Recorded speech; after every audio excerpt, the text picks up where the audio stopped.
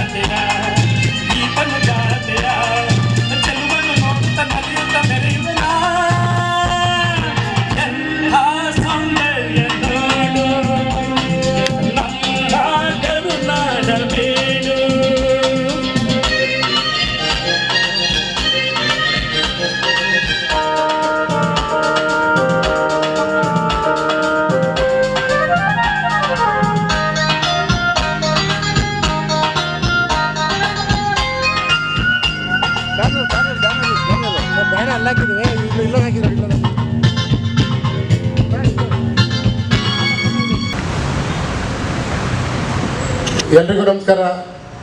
ನನ್ನ ಹೆಸರು ಶಿವರಾಜ್ ಎಲ್ಕೆ ಅಂತ, BL ಕರ್ನಾಟಕ ಕಾರ್ಮಿಕರ ಹಿತರಕ್ಷಕ ಸಮಿತಿಯ ಪ್ರಧಾನ ಕಾರ್ಯದರ್ಶಿ. BL GP ರಾಜರತ್ನಂ ವೃತ್ತದಲ್ಲಿ ಪ್ರತಿ ವರ್ಷ ಈ ಕರ್ನಾಟಕ ರಾಜ್ಯೋತ್ಸವ ಆಚರಣೆ ಮಾಡ್ತಾ ಬರ್ತಾ ಇದ್ದೀವಿ. ಈ ವರ್ಷವೂ ಕೂಡ ಕರ್ನಾಟಕ ರಾಜ್ಯೋತ್ಸವ ಆಚರಣೆಯನ್ನು ಮಾಡ್ತಾ ಇದ್ದೀವಿ. ಹಾಗಾಗಿ ಎಲ್ಲರಿಗೂ 69ನೇ ಕರ್ನಾಟಕ ರಾಜ್ಯೋತ್ಸವದ ಶುಭಾಶಯಗಳು. ಈ ನಮ್ಮ BL ಕರ್ನಾಟಕ ಕಾರ್ಮಿಕರ ಹಿತರಕ್ಷಕ ಸಮಿತಿಯು BL ನಲ್ಲಿ ಕನ್ನಡ ಪರ ಕೆಲಸಗಳನ್ನ ಮಾಡ್ತಾ ಬರ್ತಾ ಇದೆ.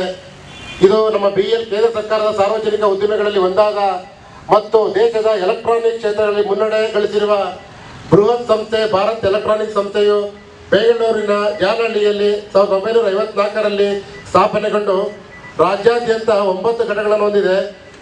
ಸಂಸ್ಥೆಯು ಅಸ್ತಿತ್ವ ಪಡೆದಂತಿನಿಂದ ಬಹುತೇಕ ಕಾರ್ಮಿಕರು, ಅಧಿಕಾರಿಗಳು ಕನ್ನಡೇತರಾಗಿದ್ದರು. ಭಾಷೆಗೆ ಭದ್ರವಾದ ಅಸ್ತಿತ್ವವಿಲ್ಲದಂತಹ ಸಂದರ್ಭದಲ್ಲಿ ನಿರೀಕ್ಷೆಗಳ ಆಶಯದೊಂದಿಗೆ ಸಂಘಟನೆಗೊಂಡು 1979ರಲ್ಲಿ ಸ್ಥಾಪಿತವಾದದ್ದೇ BL ಕರ್ನಾಟಕ ಕಾರ್ಮಿಕರ ಹಿತರಕ್ಷಕ ಸಮಿತಿ. ನಂತರ ಕಾರ್ಖಾನೆಯಲ್ಲಿ ಕನ್ನಡ ಕಾಲೂರಿ ಸ್ವಾಭಿಮಾನವು ತಲೆ ಎತ್ತಿರುವ ಪರಿಣಾಮ ಆಡಳಿತ ವರ್ಗದ ಸಹಕಾರದೊಂದಿಗೆ ನಾಮಫಲಕಗಳು, ಸುತ್ತೋಲೆಗಳು, ಎಲೆಕ್ಟ್ರಾನಿಕ್ದಂತಹ ತ್ರೈಮಾಸಿಕ ಪತ್ರಿಕೆಗಳು ಕನ್ನಡೀಕರಣಗೊಂಡವು. ಕಾರ್ಖಾನೆಯ ಸುತ್ತಮುತ್ತಲಿನ ರಸ್ತೆಗಳಿಗೆ, ವೃತ್ತಗಳಿಗೆ ಕಲಾಕ್ಷೇತ್ರದ ಕನ್ನಡದ ಕವಿಗಳ, ಸಾಹಿತಿಗಳ ನಾಮಕರಣ ಮಾಡಲಾಯಿತು.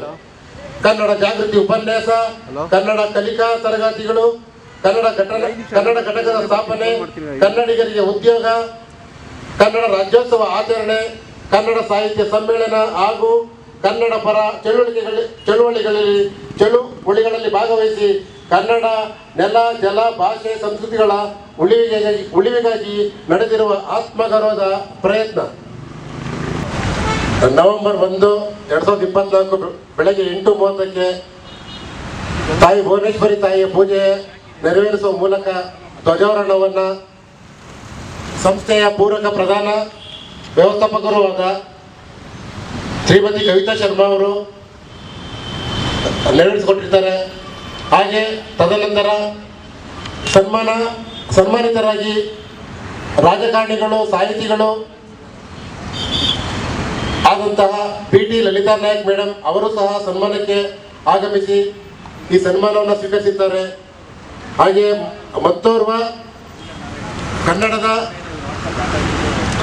ಗಣಕಯಂತ್ರದಲ್ಲಿ ತಂತ್ರಜ್ಞಾನದಲ್ಲಿ ಕೆಲಸ ಮಾಡಿದಂಥ ಡಾಕ್ಟರ್ UB ಪವನಜ ಅವರು ಸಹ ಈ ಕಾರ್ಯಕ್ರಮದಲ್ಲಿ ಆಗಮಿಸಿ ಸನ್ಮಾನವನ್ನು ಸ್ವೀಕರಿಸಿದ್ದಾರೆ.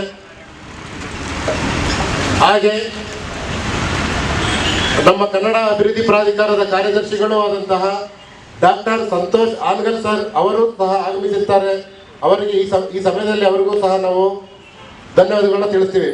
ಹಾಗೆ ಮಾಜಿ ಸದಸ್ಯರು ಬೃಹತ್ ಬೆಂಗಳೂರು ಮಹಾನಗರ ಪಾಲಿಕೆಯ ಶ್ರೀಮತಿ ಜಯಲಕ್ಷ್ಮಮ್ಮ ಪಿಳ್ಳಪ್ಪ ಅವರು ಸಹ ಆಗಮಿಸಿರ್ತಾರೆ.